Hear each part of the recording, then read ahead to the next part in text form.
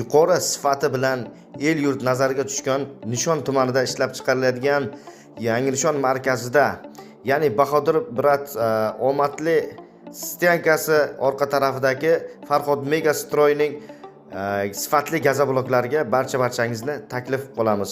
Bugungi video lavhamiz ishlab chiqarish jarayoni haqida bo'ladi. Katta liniyamiz ishga tushgan, ish ketyapti.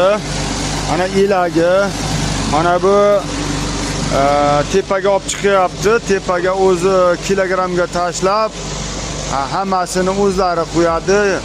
70-80% ishni o'zi qiladi. Taroziga o'zi tashlaydi. Mana bu yerdan sementni o'zi tashlaydi. Mana bu mishalkasi bu yerda. Tepada bunkerlari, mana bu yerda sement turadigani, mana sement turadigani. Mana sement turadigani silos deydi buni, sement turadigan silos deydi. O'zi avtomatik qo'shadi, o'zi avtomatik o'chiradi. Hattoki suvni ham o'zi avtomatik. Mana bu yerda aqlli kotyoldan suv qiziydi bir ma'lum temperaturada.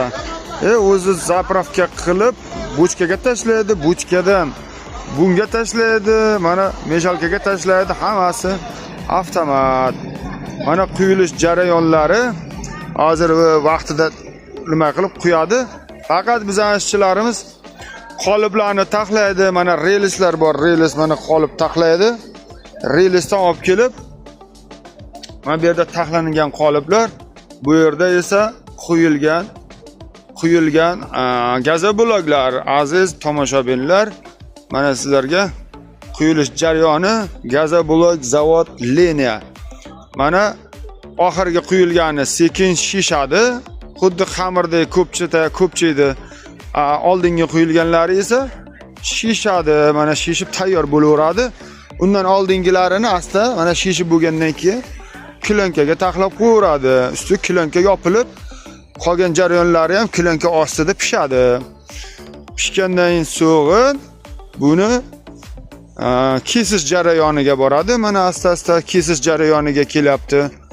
Kesish jarayonida kesilib, avtomat reysga kesadi. Kesilgandan so'ng mana bunaqa holatga keladi. Ana buni ustidagi mana bu leshni joylar olib tashlanadi. Mana bu yerga tekis holatida mana bu liniyaga o'tkazilib, bu liniyadan keyin mana bunaqa holatga keladi. Mana ishlash jarayonlari aziz tomoshabinlar. Kuniga 1000 taga